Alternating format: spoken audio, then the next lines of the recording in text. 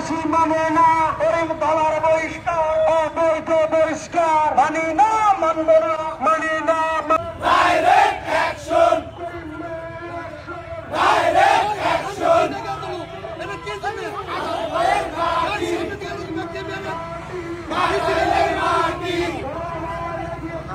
আমরা আছি তোমার সাথে, ভাই এগিয়ে চলো, রাজপথ ছাড়ি নয়,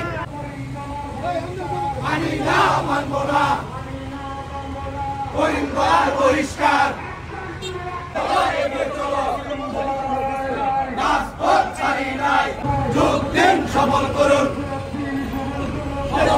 জনসভায়।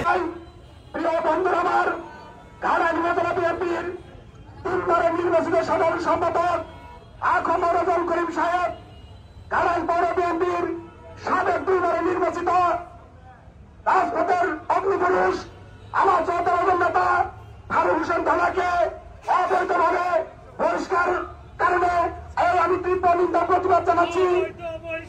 মানি না, মানব না, মানি না, মানব না, অবৈধ বহিষ্কার, করিম দলার বহিষ্কার, মানি না, মানব না। সংগ্রামী নেতৃবৃন্দ, আমি টাঙ্গাইল জেলা বিএনপিকে বিনয়ের সহিত বলতে চাই, আপনারা অতি শীঘ্রই অবৈধ বহিষ্কার প্রত্যাহার করেন।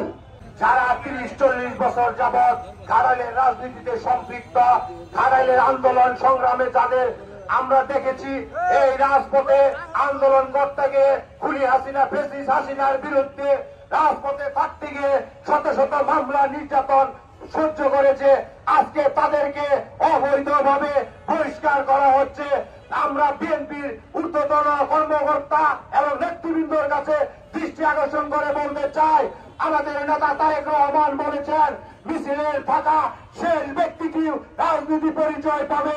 তাই আমাদের নেতা তারেক রহমানের উপর বিশ্বাস স্থাপন করে আমরা রাজপথে আছি এবং রাজপথে থাকবো এবং এই অবৈধ বহিষ্কারে তীব্র নিন্দা জানিয়ে আমি আমার ঘাটাইল উপজেলা বিএনপির 3 বারের সাধারণ সম্পাদক জনাব আখম রজল করিম এবং ঘাটাইল পৌর বিএনপির সাবেক সাধারণ সম্পাদক জনাব ফারুক হোসেন ধরমের বিরুদ্ধে আনিত এই বহিষ্কার আদেশের তীব্র নিন্দা এবং প্রতিবাদ জানাই। যারা বিএনপির নিকট আমরা অনুরোধ রাখছি, আপনারা ঘাটাইলে আসেন, আপনারা দেখেন তাদের জনসমর্থন বেশি। বিগত দিনে এই রাজপথে ঘাম ছড়িয়েছে, রক্ত দিয়েছে, মামলা মোকদ্দমার শিকার হয়েছে।